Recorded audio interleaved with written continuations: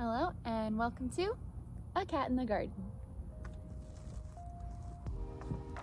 So today we're going to be doing a September garden tour of all of the things that I've got growing in my backyard garden. So let's get started. First up, we have the OG pepper bed. This was the first bed that we put into our garden.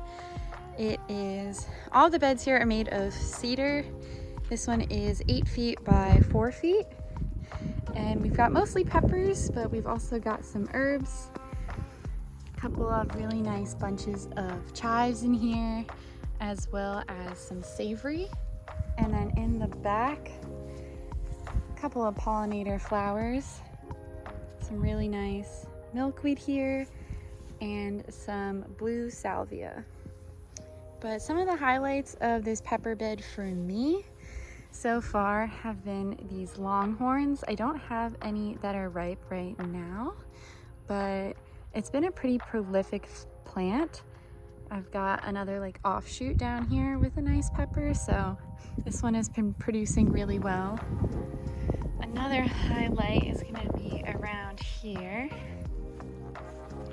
This is my gypsy, and these have been taking a while to turn color, but I've had about 3 harvests from this plant since we put it in mid-July, so it's been a prolific grower. And my absolute favorite here is my chocolate candy cane bell. Now, I have yet to harvest fruit from this one. It took a long time with the extra hot temperatures in Central Texas for it to have fruit set and not just fall off, but I've got a few. This is the oldest one. I think it's done growing in size. It's a little small, but it hasn't really grown for a little while, so I'm just waiting for it to turn color now.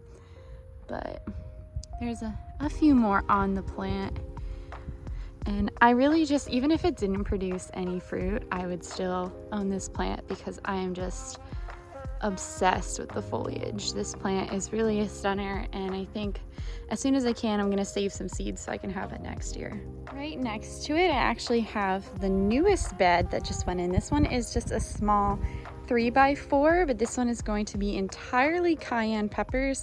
They're my absolute favorite pepper, and I make my own crushed red pepper flakes with them. So I just really wanted to get a full bed of them in here. These are my oldest plants that I bought in July, and they do have some fruit on them right now. Not quite ready, but we're working on it. They're growing really quickly, and then they went into the ground as soon as this bed was ready. I recently got these, which were labeled as cayennes at the garden center. This was the label that they came with. So clearly says cayenne, but when I got a closer look, let me see, here's one. The flowers are purple, which I've never seen on a cayenne before. Not really sure what this means. And the foliage has also started sun stressing a little bit to a purple color. So we'll see what it is. If it's not a cayenne, I probably won't be saving seeds for next year, but that's kind of the goal with this bed right here. On the far left corner of the backyard are the 2 oldest beds, other than the pepper, and they are my tomatoes.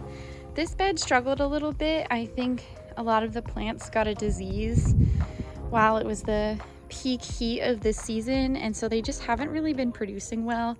Now that the weather is cooled off, I do have some fruit, a little bit, but it's just nothing like I would have expected, especially given how the other bed over here performed. So if we take a closer look, this bed is just flourishing with cherry tomatoes. So this is all different types of cherry varieties and one pear, and this is supposed to be the larger tomato varieties. But this bed has been performing super well. I even put a nice rehab lantana in here, and it just took off from the Lowe's clearance section. So I'm really happy with how this bed turned out. And I even started saving some seeds from those sun golds today. And right next to the tomatoes, this bed is a little bit of a jumbled mess right now. It doesn't really have much of an identity, but we're gonna work on that for the spring.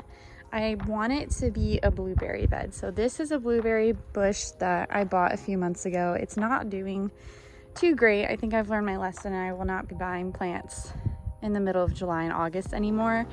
But I do have basil and lantana in here as well. This basil has absolutely taken off. It was just a tiny little plant when I put it in here, but it really seems to be loving the Texas heat.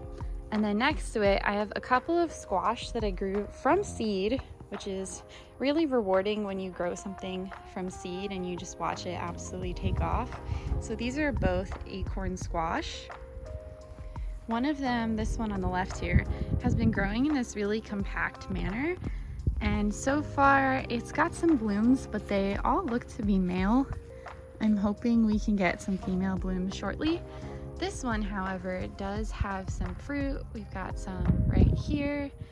We've got a couple here, so, and in the back. Let's see, there we go. So hopefully we'll be able to get some acorn squash this fall. And I've kind of just been wrapping it around this trellis so that it has somewhere to go for the time being, but it's very quickly outgrowing it. So next season, I'm really hoping that I have maybe 3 blueberry plants in here and some companions for them, like basil, thyme, and some pollinator flowers. And the last little bit that I just kind of had started for the garden with this new trellis is some cucumbers from seed. They're pretty small right now, and I actually just transplanted them in here yesterday, so I'm expecting them to lose some leaves and go through a little bit of transplant shock. But if they're anything like the squash, which were about this size when I transplanted them, they will definitely bounce back and grow up this trellis, and I'm really hoping to get some nice fall cucumber harvests. So that's it for the garden tour this time around. Thanks for watching, and we'll catch you in the next one.